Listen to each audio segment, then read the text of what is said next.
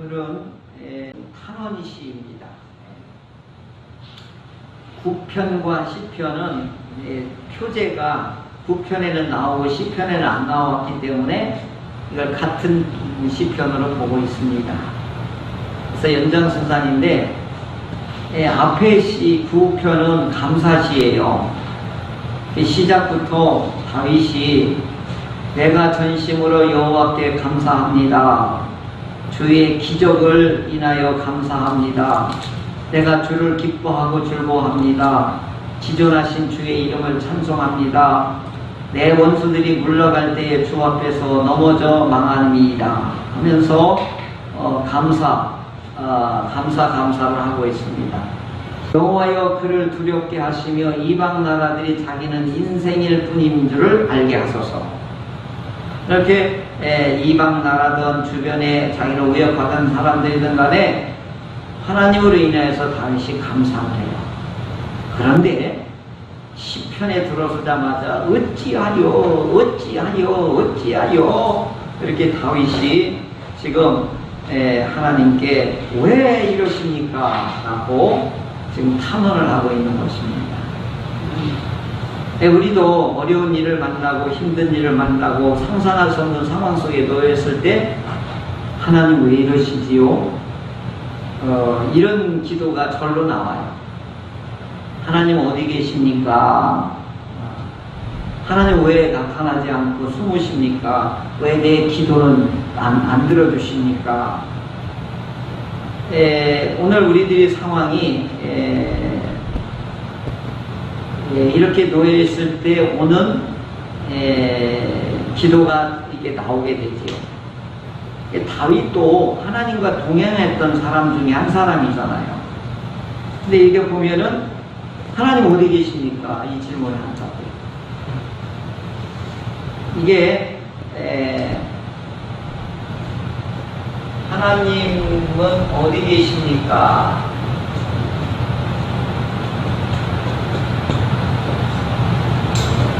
이 기도 속에는 왜라는 게 여기 들어있어요. 왜?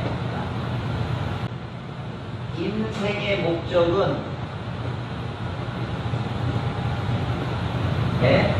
목적은 진리를 통하여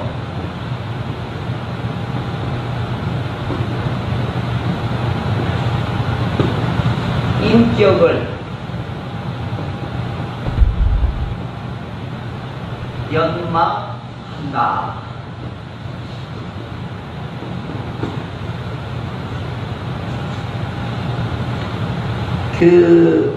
필립 브룩스라고 하는 분이 이런 말을 했는데 공감이 가요. 진리를 통하여 우리 인생 가운데에 우리 인격을 다듬어 가시는 거예요. 출애굽기가 우리 구원론을 아주 하나하나로 잘 보여주는 거거든요. 홍해 바다를 건너는 걸 사도 바울은 이거 세례라고 했어요. 그럼 뭐냐면 여기가 애굽의 삶이거든요. 근데 여기는 억압, 부자유, 착취, 결박, 이것을 애굽의 삶이라고 하고 이걸 어둠의 삶이라고 해요. 이 삶을 우리 신약에 오면 구원받지 못한 상황을 말하는 거예요. 그러니까 예수를 안 믿을 때의 상황은 전부 어떻게 해요? 전부 이렇게 꽉고 매여 있고 눌려 있습니다. 가장 마지막 하이라이트가 뭐냐면 죽음에 대한 두려움.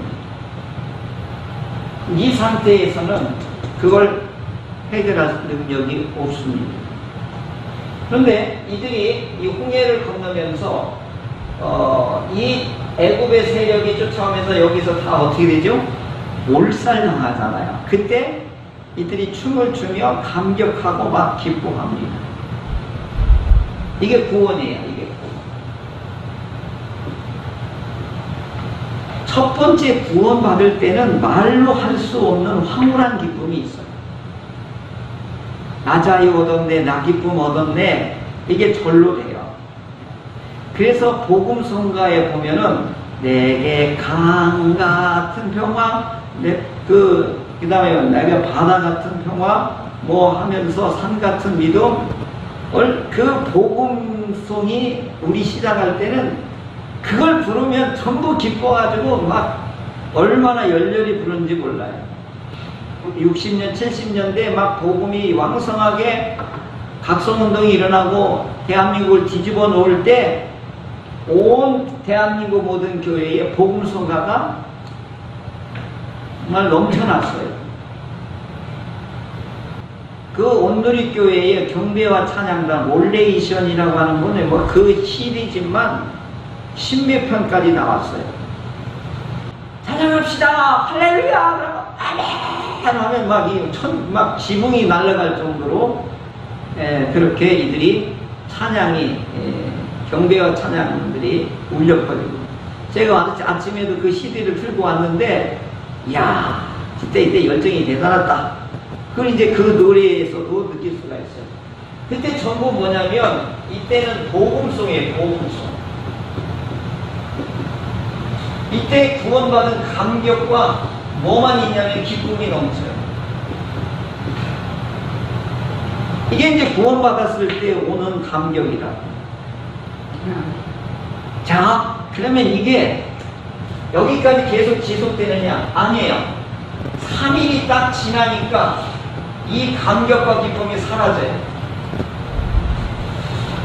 그럼 이때부터 무슨 일이 일어나요?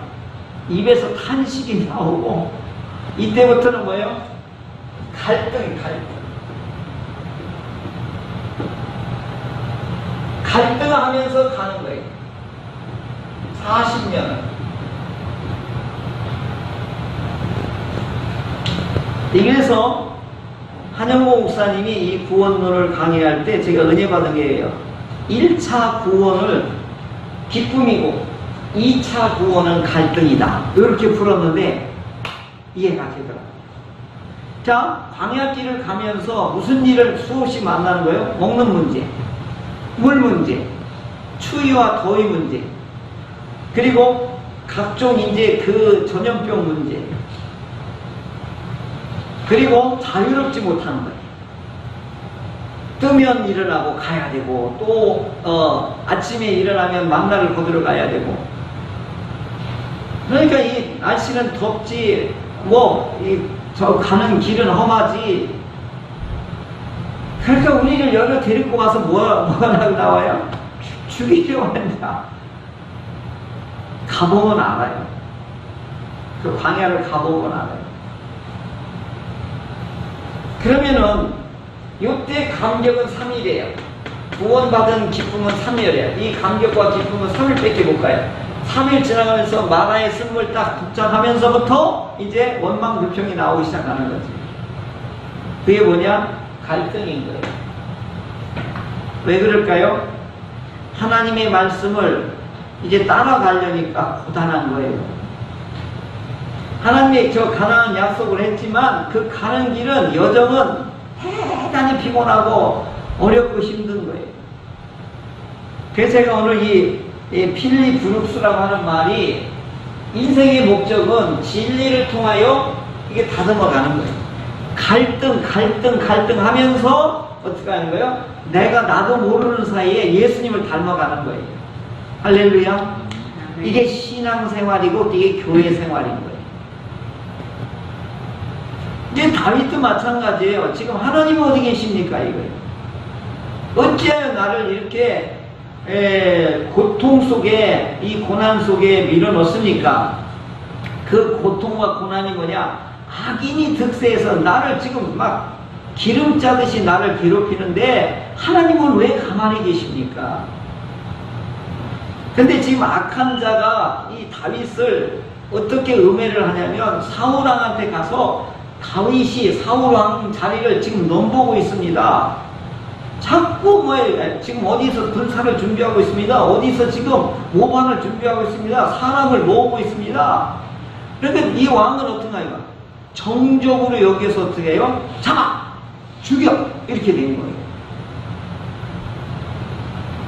그러니까 오늘 우리 삶 속에 정적이 있고 대적이 있고 우리를 괴롭히는 자가 있다고 하는 사실이에요. 그러니까 너무너무 힘들으니까 어떻게 하는가, 하나님 앞에 지금 탄원을 하고 있는 거예요. 하나님 도대체 어디 계십니까? 왜 개입하지 않으십니까? 왜 멀리 계십니까? 왜 숨으셨습니까? 왜 나를 버리셨습니까? 이게 지금 탄원으로 나오고 있는 거예요. 근데 악한 자들은 뭐라고 하는 줄 알아요? 하나님 안 계셔. 내 주먹을 믿어. 나는 하나님이 없어. 나는 끄떡 없어. 하나님이 어디 있다고 그래? 하나님 뭘 보기는 뭘 봐?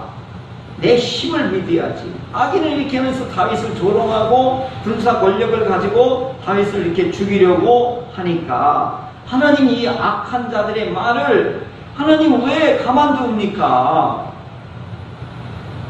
오늘 믿음 생활이 광야 같은 갈 때, 믿음 생활, 교회 생활을 할 때 갈등이 얼마나 많냐고. 그런데 믿음 좋은 분들이 모세보다 믿음 좋은 사람이 어디 있어요? 다윗보다 믿음 좋은 사람이 어디 있어요? 예수님보다 믿음 좋은 사람이 어디 있냐고요. 그런데 이분들마다 가는 길이 어때요? 전부 장애물이고 전부 핍박받고 전부 무서운 도전을 받았던 거죠. 예수님의 십자가상이 어떻게 돼요? 이 땅에 살아가는 것은 전부 광야이고 이런 갈등의 연속이다. 그러면 왜 갈등을 우리가 하나님께 경험하고 체험하고 그 테스트를 받게 하느냐? 결국 뭐죠? 이거예요. 인격을 어떻게 하기 위해서 우리말로 하면 연마지만 닮아가라는 거야, 예수님. 이 도전 없이는, 이 시험 없이는, 이 테스트 없이는 불가능한 거예요. 그 우리 모두는 뭐예요? 안락하고 편안한 걸 다 원하지. 근데 안락하고 편안한 사람은요, 어려운 일을 딱 겪으면 다 무너져요. 그런데 광야를 경험하고 이 어려운 시험을 경험했던 사람은 절대 넘어질지언정 다시 일어나요. 하나님은 그렇게 우리를 하시는 거예요. 그러니까 다윗이 죽을 맛인데도 하나님이 끄떡없이 너 견뎌 이라는 거예요. 손흥민 선수가 아버지가 얼마나 혹독하게 훈련했냐면 그 형하고 모든 것은 기본에 있다 그 책을 쓰는데 형은 도망갔대요. 그 훈련을 견디지 못해가지고. 근데 손흥민은 견뎠대요. 그러니까 그 혹독한 훈련을 견딘 손흥민이 어떻게 하는 거예요? 세계적인 선수가 됐죠? 근데 아버지가 뭘 훈련했냐면 교만하지 마. 수비 선수가 넘어졌으면 공 차지 말아요. 다치니까. 그냥 뛰어넘어라. 이렇게 가르칩니다. 이거 보면 철저하게 기독교 정신으로 이분들을 이 훈련을 시켰더라고요. 근데 손흥민 선수가 지금 세계적인 참사가 뭐냐? 축구 선수보다도 인격이 좋다. 전부 이렇게 하고. 호날두는 인격이 안 돼 있잖아요. 그러니까 이게 그 어릴 때부터 겸손의 훈련과 그리고 선수의 기본기를 혹독한 훈련을 시켰지만 감내했다는 거죠. 그래서 오늘 우리 믿음 생활할 때 왜 고난이 우리에게 있느냐? 왜 이런 시험이 어려움이 있느냐? 가만히 보십시오.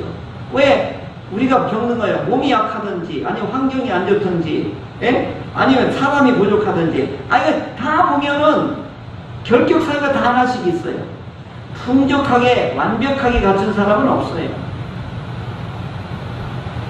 그래 우리는 진리로 하나님의 말씀을 통해서 우리를 연마해 가는 거예요. 우리의 믿음과 우리의 인격을 하나님 예수님 닮아가게 하시는 거예요. 할렐루야. 견뎌야 되는 거죠. 자, 그런데 이 다윗이 감정이 상할 대로 상했어요. 네. 그런데 문제는 감정이 막 악인들에 의해서 이 다윗이 죽을 지경이 된 거예요. 근데 다윗이 이때 탄원을 하고 하나님 앞에 막 어디 계십니까 하면서 막 울분을 토하고 감정이 정말 최악의 상태로 슬픔과 절망과 이런 마음들이 극에 달했을 때에 다윗이 느끼는 게 뭐냐면 상황하고 우리가 변경할 수 없는 게 뭐냐면 상황이에요. 우리가 처해 있는 이 상황이라든가 경제라든가 이런 것들은 전쟁이라든가 이런 것들은 사람이 어떻게 손을 볼 수가 없어요. 그런 우리가 해결할 수 없는 극한 상황이 우리에게 엄습해 올 때 제일 먼저 반응이 뭐냐? 감정의 반응이 뭐냐? 절망이고 거기에 오는 슬픔이고 거기에 탄식들이 오게 되는 거지. 그 다윗이든 예수님이든 모세든 간에 똑같았어요. 성경을 가진 우리들은 똑같이 겪는 그런 어려움이었단 말이죠. 그러니까 우리가 다스릴 수 없는 영역이 있다고 하는 것을 인정해야 되는 거예요. 우리가 주관하고 우리가 이걸 뒤집고 그 다음에 좌로 틀고 우로 틀고 할 수 있는 능력이 우리가 없다는 걸 인정해야 돼요.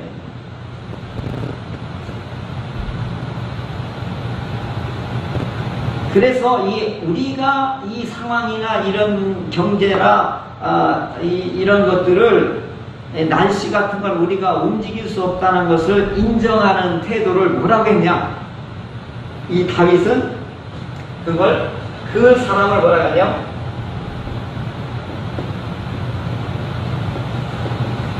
뭐라고요? 날씨, 그 다음에 우리 이런 상황, 이런 것들을 우리가 컨트롤 할 수 없다라고 할 때 그 사람이 누구냐? 가난한 자.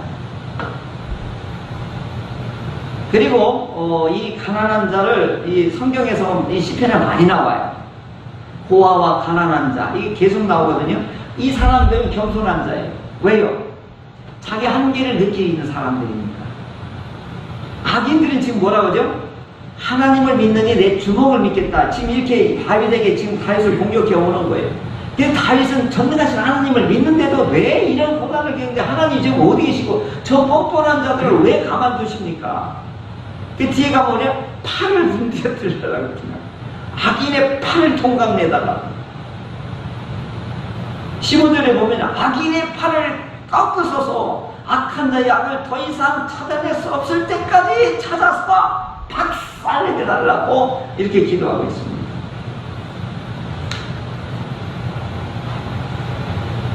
그러면서 하나님이 어디 계십니까? 어디 계십니까? 하면서 이 탄원의 기도를 하다가 다윗이 드디어 이제 뭘 하냐면 하나님 왜 이러십니까? 어디 계십니까? 왜 숨으셨습니까? 왜 응답 없으십니까? 하다가 하나님의 말씀을 다윗이 찾아내요. 하나님의 언약을 찾아내요. 악인이 하나님은 안 계신다. 나는 하나님 필요 없어. 나는 무슨 일을 만나도 끄떡 없어. 하나님을 안 본단 말이야. 하나님은 우리들 인생에 개입하지 않아. 이렇게 악인의 말에서 다윗이 갑자기 어디로 그러냐면 하나님의 말씀으로 돌아가는 거예요.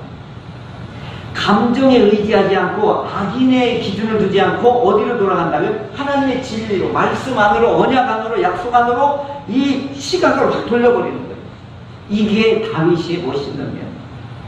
우리가 고난 가운데 막 헤매고 어려울고 힘들고 막 탄식의 입술이 나올 때 그 상황과 현실을 보지 말고 그 날씨와 경계를 보지 말고 대적자들이 막 주먹을 믿으라고 하고 우리를 조롱하고 하는 걸 보지 말고 어디를 돌아서라는 거예요? 말씀으로 돌아서라는 거예요. 그러면서 하나님은 도우시는 하나님이라는 걸 발견하고 우리의 기도를 들으신다고 하나님 아버지 말씀에 신뢰가 가는 거예요. 그러니까 어떻게 하나요? 팔을 분들어뜨려 달라고 말씀에 기준하여 이 다윗이 지금 이렇게 하나님을 신뢰하고 있는 거죠. 그러니까 처음에는 감정에 휘둘렸어요. 신앙을 감정에다 두면 항시 이 조울증에 걸려요. 막 좋을 때는 하늘을 올랐다가 안 좋을 때는 막 밑에를 떨어져요. 감정의 기준을 두는 신앙생활은 위험한 거예요. 진리의 기준을 둬야 어려울 때든 기쁠 때든 항시 평정을 찾을 수가 있는데 다윗은 지금 이런 테스트를 이런 과정을 통해서 어떻게 해요? 하나님이 뭐예요? 감정의 기준을 두지 말고 말씀의 기준을 두라고 이렇게 말씀하고 있는 것입니다. 그러면서 또 여호와여 일어나소서. 여호와여 일어나소서. 그러면서 뭐예요? 주의 오른팔로 이제 어떻게 하시냐? 오른팔을 이제 사용하십시오. 이제 손을 드옵소서. 일어나옵소서. 가난한 자들을 잊지 마옵소서. 이건 뭐야? 하나님에 대한 말씀에 대한 신뢰. 고아와 압제당하는 자를 위하여 심판하시는 하나님, 그들을 도우시고 악한 자들의 위협을 이제 팔을 부러뜨리시고 그들을 끝까지 찾아내서 발본색원에 주옵소서. 그리고 주는 겸손한 자의 소원을 들으십니다. 가난한 자의 기도를 들으십니다. 없는 자의 고아와 없는 자의 소망이 없는 자는 누구밖에 없는 거예요? 하나님밖에 없는 거예요. 그래서 이 다윗이 이 제일 훌륭한 상황이 뭐냐면, 감정을 따라서 처음에 탄원의 기도를 들어갔다가 말씀으로 들어가요. 그리고 마지막에 뭐냐면,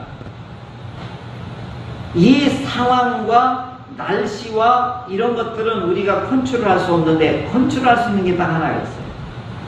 컨트롤할 수 있는 영역, 마음의 왕자 자리는 컨트롤할 수가 있어요. 오늘 탐심의 자리를 오늘 뭐라고 그랬어요? 비우라고 오늘 낮에 설교하셨는데, 오늘 악한 자들은 뭐냐면은 전부 욕심과 탐심을 부리는 자라고 오늘 3절에도 나오고 있어요.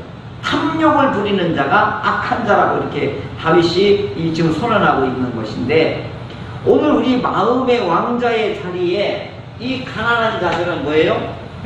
내가 이 상황과 이 날씨를 내가 조절할 수 없으니까 하나님께서 내 마음에 오셔서 왕자의 자리를 차지하셔서 나를 이끄소서라고 이렇게 하는 기도가 다윗의 마지막의 기도인 것입니다.